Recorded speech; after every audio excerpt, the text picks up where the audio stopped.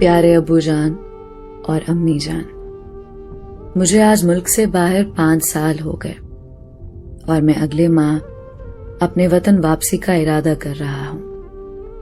میں نے اپنے ویزا کے لیے جو قرض لیا تھا وہ ادا کر چکا ہوں، اور کچھ اخراجات پچھلی چھٹی پر ہو گئے تھے تحفے تحائف لینے میں، اور کچھ دیگر اخراجات۔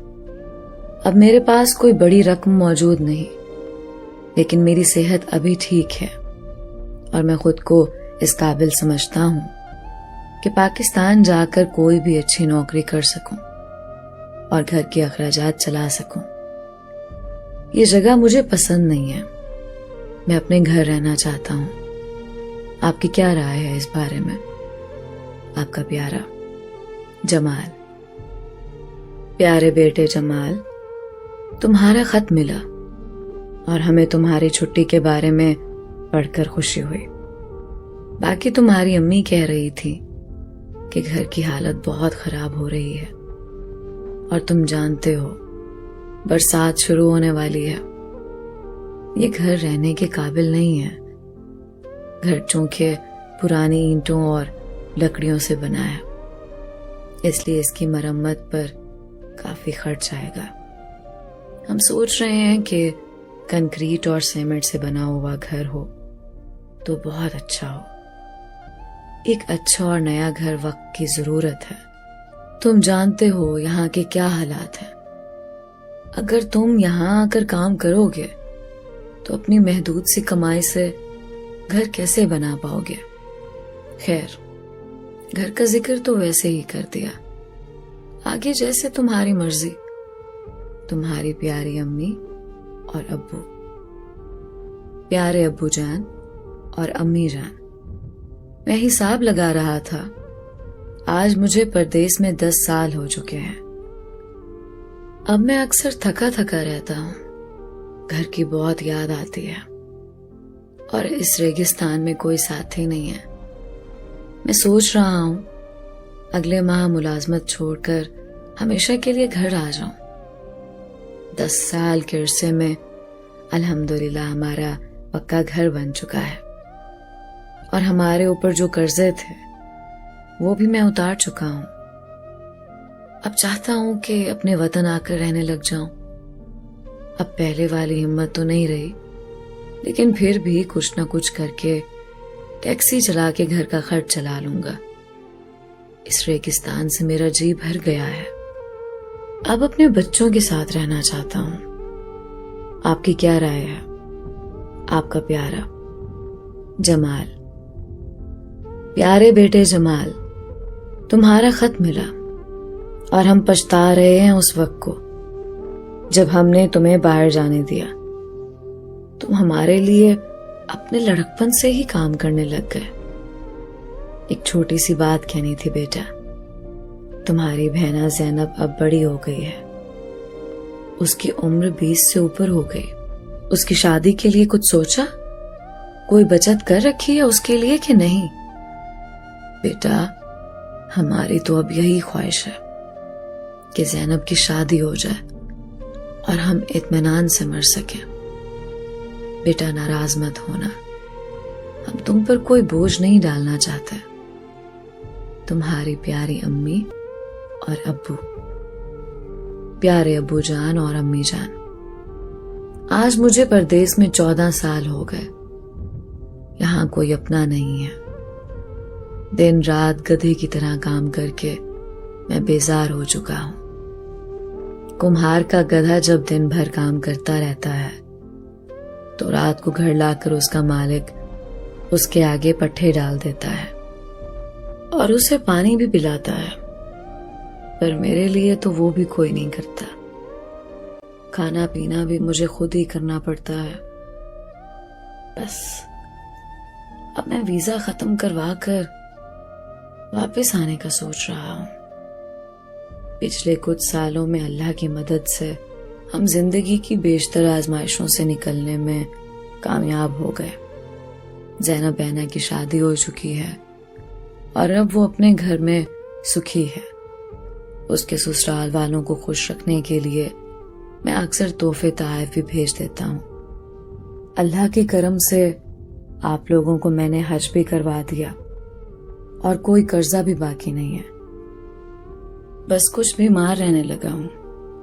بی پی بڑھا ہوا ہے اور شوگر بھی ہو گئی ہے. لیکن جب گھر آؤں گا گھر کے پرسکون ماحول میں رہوں گا اور گھر کا کھانا کھاؤں گا تو انشاءاللہ اچھا ہو جاؤں گا. اور ویسے بھی اگر یہاں مزید رہا تو میری تنخواہ تو دوائی دارو میں چلی جائے گی. وہاں آ کر کسی حکیم سے سستی دوائی لے کر کام چلا لوں گا. اب بھی مجھ میں اتنی سکت ہے کہ کوئی ہلکا کام جیسے پرائیویٹ گاڑی چلانا کر لوں گا. آپ کا پیارا جمال. پیارے بیٹے جمال، بیٹا ہم تمہارا خط پڑھ کر کافی دیر روتے رہے. اب تم پردیس مت رہنا، لیکن تمہاری بیوی زارا نے کچھ کہنا تھا تم سے، اس کی بات بھی سن لو. پیارے جمال، میں نے کبھی آپ کو کسی کام کے لیے مجبور نہیں کیا اور کسی چیز کے لیے کبھی ضد نہیں کی، لیکن اب مجبوری میں کچھ کہنا پڑ رہا ہے مجھے. آپ کے بھائی جلال کی شادی کے بعد آپ کے والدین تو مکمل طور پر ہمیں بھول چکے ہیں. ان کا تمام پیار نئی نویلی دلہن کے لیے ہے. میں نے تو یہ بھی سنا ہے کہ وہ آبائی گھر جلال کو دینے کا سوچ رہے ہیں. ذرا سوچئے، اگر آپ یہاں آ گئے اور مستقبل میں کبھی اس بات پر جھگڑا ہو گیا تو ہم اپنے چھوٹے چھوٹے بچے لے کر کہاں جائیں گے؟ اپنا گھر ہر انسان کی بنیادی ضرورت ہے. آپ کو پتا ہے سیمنٹ سریا کی قیمتیں کتنی ہیں؟ مزدوروں کی دہاڑی آسمان سے باتیں کر رہی ہے. یہاں رہ کر ہم کبھی بھی اپنا گھر نہیں بنا سکیں گے، لیکن میں آپ کو پریشان نہیں کرنا چاہتی. آپ خود سوچ سمجھ کر فیصلہ کریں. آپ کی پیاری زہرا. پیاری شریک حیات زہرا، 19واں سال چل رہا ہے پردیس میں اور 20واں بھی جلد ہی ہو جائے گا. اللہ کے فضل سے ہمارا نیا علیحدہ گھر مکمل ہو چکا ہے اور گھر میں آج کے دور کی تمام آسائشیں بھی لگ چکی ہیں. اب تمام قرضوں کے بوجھ سے کمر سیدھی ہو چکی ہے میری. اب میرے پاس ریٹائرمنٹ فنڈ کے سوا کچھ نہیں بچا. میری نوکری کی مدت بھی اب ختم ہو گئی ہے.